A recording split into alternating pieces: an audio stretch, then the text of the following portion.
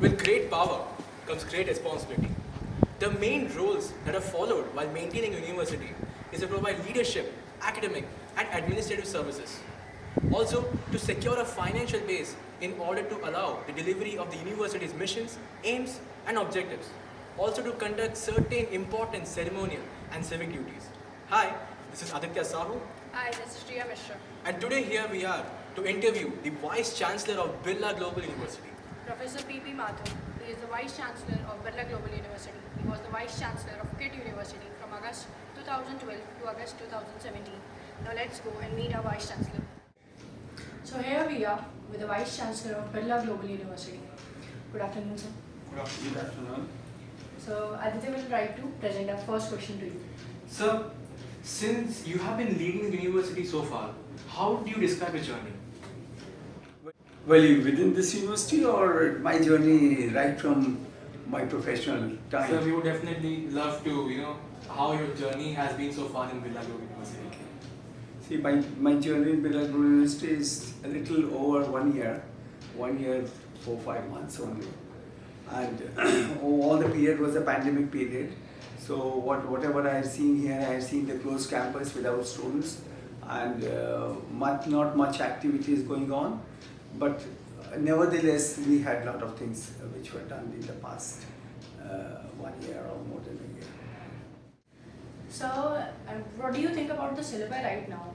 You think it is updated to the present, or we need to update it in the university? Actually, if you look at the earlier syllabi, we have already taken steps last year for revision of the syllabi, including the constitution of new boards of studies in every discipline.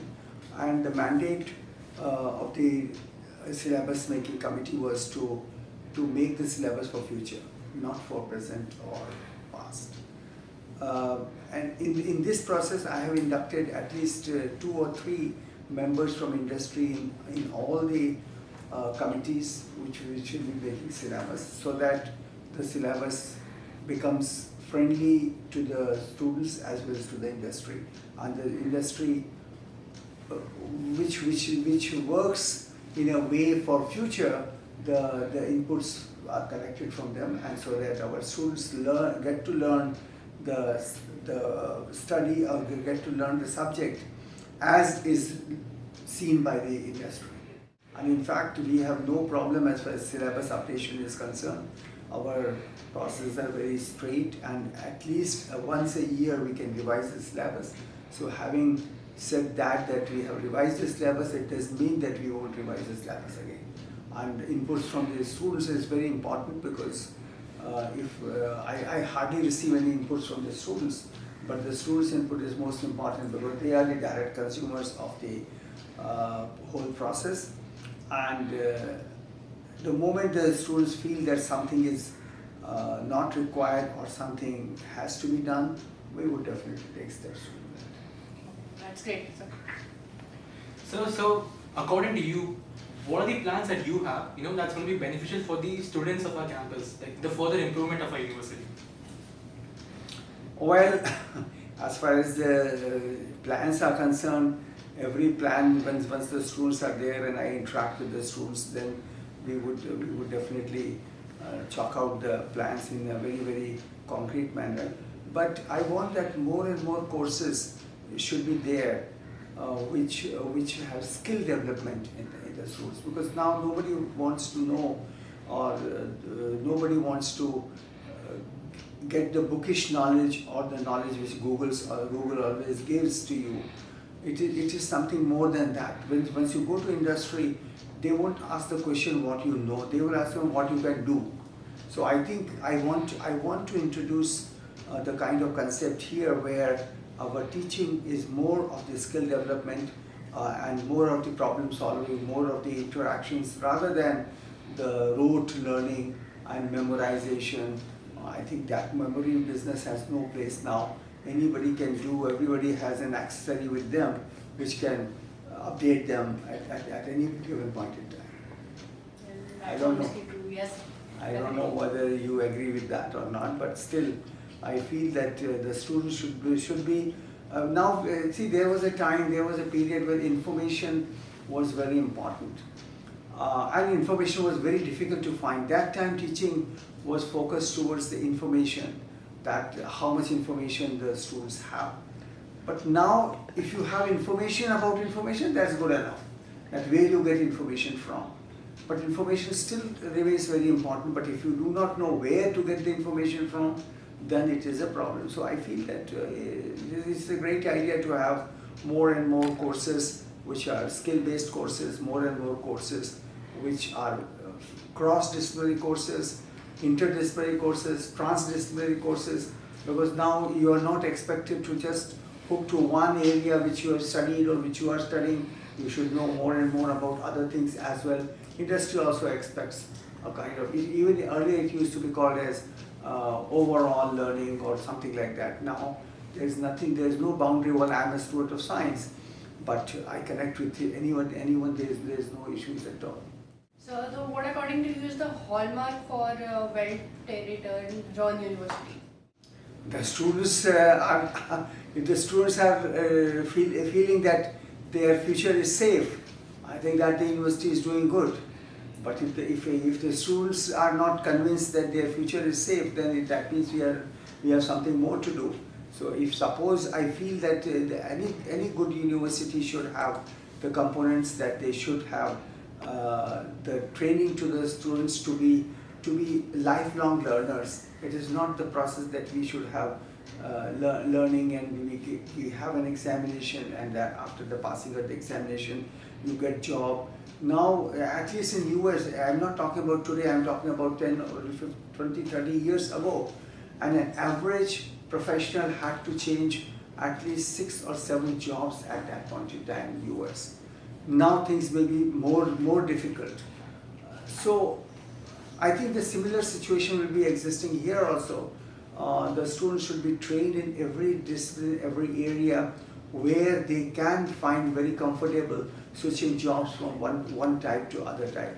And that's how we are trying to, and the National Education Policy 2020 also focuses on this aspect, that the education of all the disciplines like cross disciplines, transdisciplines, multidisciplines should be done. So I think any good university should have more disciplines available to the students rather than only one discipline or 2 disciplines. And in that process, I have already started here School of Applied Sciences, and where we have the computer science. This year we are also starting MCA program. We are starting BCA program. We would be we have already started data science, and any future courses depending upon how the growth takes place, how it is received by the students. And the students of any discipline can take these courses. So it is not that the students of only data science will be able to take data science courses. The students of management can take data science courses. The students of law, because now data science is going to be extremely important now, and it is the world where data is a new currency actually. So we can always, in law the data science is important, in mass communication journal data science is important. So with that things in mind, and very soon, if suppose our plans become successful, we should be opening more and more such courses. We have already opened short-term certificate courses. We plan to open diploma courses also, so short-term specific courses in the students, in addition to their regular courses, can take those certificate courses for 2 months, 3 months, 4 months, or whatever the duration is for, and they can get. And these courses, I specifically wanted that they should be only skill development related courses, not much theory. So I hope any good university should take care of the overall development of any student. Okay, let's go to some outside someplace, and yes, sir, definitely. We'll continue our talk. Yes, sir. Sure, sir. Okay, so sir, as leaders, the new education policy that has brought changes, and what are the challenges and how you, as a vice chancellor, are implementing it? Actually, the National Education Policy 2020 was formulated, and we have also had many discussions on that policy within our system. And we have made certain changes, as I already mentioned to you, that anybody can be allowed to take any courses offered by any disciplines. And of course, we have not streamlined those things as details as it could have been. I think by next July, we would try to streamline some of those things so that it will be known to the students that how many courses they can take outside their chosen disciplines or whatever they want to do. But in fact, this requires a lot of challenge because the students should also get a mature way of learning things. And the second thing, they should have been proper mentors to advise them what actually they want. But in fact, I was working in a university where we even allowed science students to take courses like dance or music or performing arts or anything, which was which was done. And the languages, I think languages are very important courses. But the problem in this university, which I foresee, is that we don't have that large bouquet of courses which the students can choose from. So I'm trying to increase the bouquet of the courses so that the students have wider choice. That's great, sir. Very good. So I wanted to know, you joined Birla Global University when the pandemic period. What are the challenges that you faced as a Vice Chancellor of the university? Actually, I faced terrible challenges because when I joined in here, it was almost the peak of the first phase of the pandemic, and I did not know really what to do or what to go about. I tried to study by myself, and there was a lot of comfort zones which were being created here, where the faculty members and maybe students also, because they were not present here, they were not trying to get out of the comfort zones. So I tried to make the statements that we cannot live in the comfort zones and try to see that everybody contributes to the cause which we are here for. And I think that the results have yielded to some extent. We have formulated many new courses. Even during pandemic time, we have recruited a lot of new faculty here because unless until we have new blood, we cannot have a new kind of thinking process. And as you will see the building here, that the new buildings are coming up. So the extension of law and the data science buildings which will be coming up, which was quite challenging for me to do at that point in time because there was no ambition of this institution to grow further.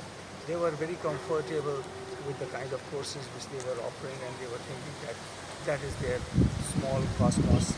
But I thought that this should not be the way.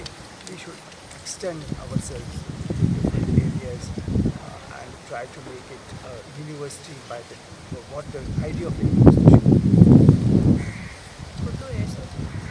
Yeah, so I hope you like this idea also, right? Yes, sir. Yes, sir, definitely we will do. Yeah.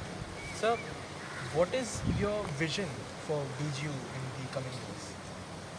Well, my vision is a big vision because I had been always associated with the universities which, of course, have become very big universities. The first university where I worked was Pondicherry University, where the university was also starting up, so slowly we grew up to the level as it is.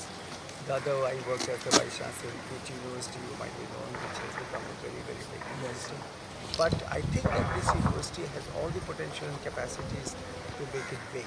So unless until we think big, we will not be able to achieve anything big. So I am planning that though I cannot chalk out the plans because all our time period and the money constraints are there. So I hope that the financial situation as well as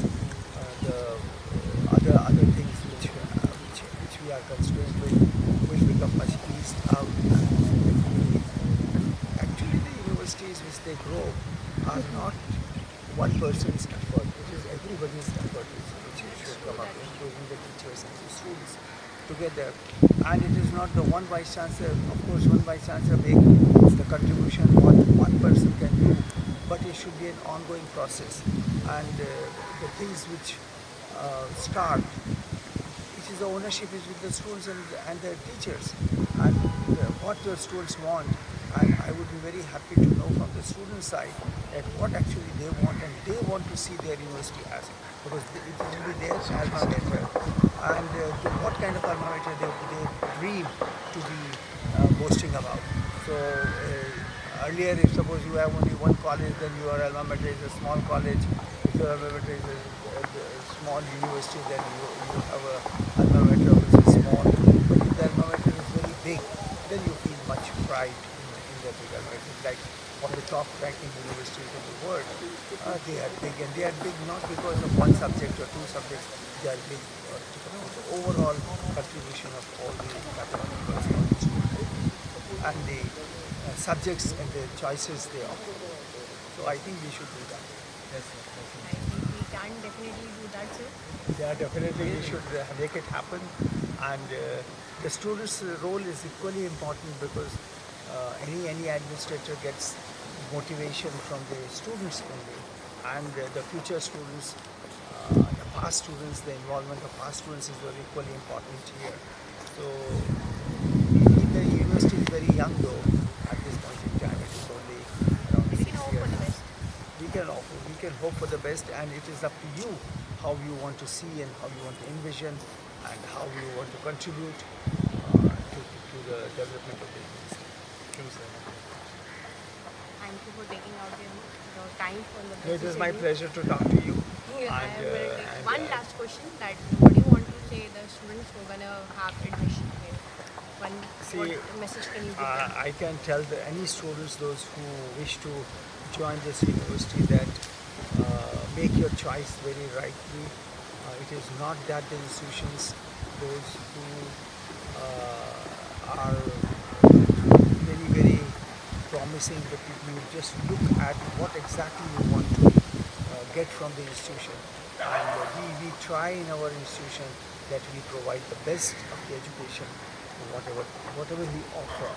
Of course, our choices are limited, but whatever we offer, we want to see that the students excel in those areas, and you will see that our placement records have gone very high at this time, and then we have placed our students in very good companies, and hope so that this thing will continue and we will be able to get the students.